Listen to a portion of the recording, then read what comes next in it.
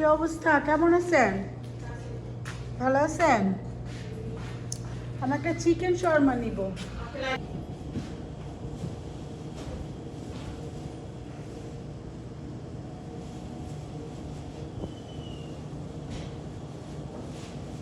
Spicy বানায়, spicy. খেতে পারে কেনে?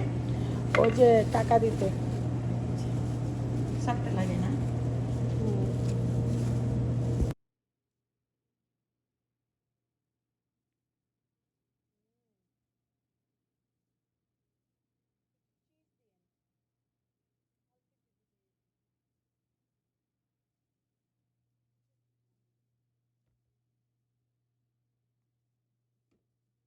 আসসালামু আলাইকুম।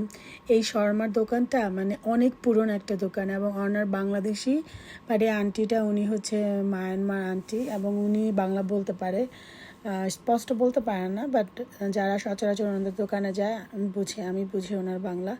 তো মানে আগে এই শর্মাটা ছিল $12 আর এখন হচ্ছে $15।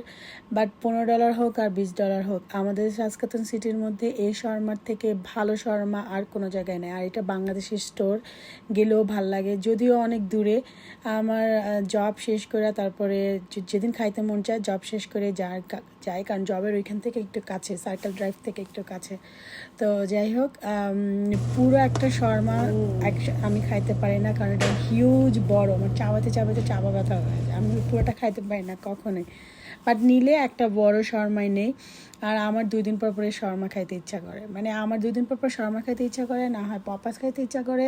মানে আমার খালি সুসিমুসি লাগে, আমার কিছু না কিছু খাইতে ইচ্ছা করে, মানে না খেলে আমার ভাল লাগে না।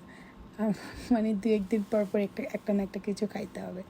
তো যাই হোক, আপনারা সবাই ভালো থাকবেন। আল্লাহ হাফিজ।